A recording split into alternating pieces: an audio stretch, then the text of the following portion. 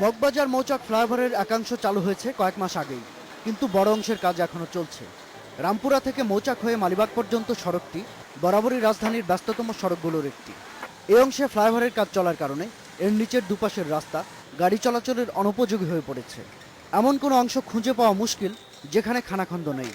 একটু বৃষ্টিতে রাস্তাটি যেন খালে পরিণত হয়। যাত্রাবাড়ির মাছের আড়তের সামনে ঢাকা চট্টগ্রাম মহাসড়কও বেহাল। একটু বৃষ্টিতে ভাঙাচোরা রাস্তাটি জলাবদ্ধ হয়ে পড়ে। পানি সরে গেলেও অবস্থার কোনো উন্নতি হয় না। গুরুত্বপূর্ণ এই সড়কটিতে যানবাহন চলছে অনেকটা ঝুঁকি নিয়েই। আমাদের এই রাস্তা বা এই রাস্তা থাকায় না থাকায় এক সমান, এই রাস্তা দিয়ে না চলে এর চেয়ে ভালো মনে করেন মারা যাওয়া। মানুষ আসার খেয়ে পড়বো, গাড়ি বুঝে বেরিয়ে যাবো। এটা কি গাড়ির রাস্তা হইলো না মানুষের রাস্তা হইলো?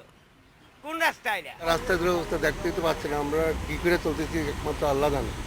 এর আগে ৮ জুন পরিদর্শন করতে গিয়ে সড়ক পরিবহন ও সেতুমন্ত্রী ঘোষণা দিয়েছিলেন 2টি রাস্তায় দ্রুত মেরামত করা হবে।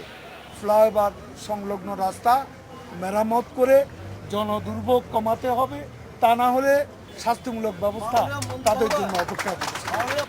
রামপুরা মৌচাক মালিবাগের সড়কের জন্য 7 দিন আর যাত্রাবাড়ির জন্য 1 মাস সময় বেঁধে দেন তিনি, কিন্তু কাজ শুরু হয়নি। ঢাকা দক্ষিণ সিটি কর্পোরেশনের মেয়র বলছেন এই সময়ের মধ্যে সড়ক দুটির সংস্কার সম্ভব না। খুব ডিফিকাল্ট একটা সিচুয়েশন, একেবারে হজবরল অবস্থা। স্থায়ী সমাধানের জন্য এই ফ্লাইওভার চালু পর্যন্ত অপেক্ষা করতে হবে আমাদেরকে। সাময়িকভাবে যতটুকু করার আমরা চেষ্টা করে যাচ্ছি। এই দুটি রাস্তা ব্যবহারকারীদের ভোগান্তি সহসায় শেষ হওয়ার কোনো আশা দেখছেন না দক্ষিণ ঢাকার mayor. Shahadat Hossain, independent news, Dhaka.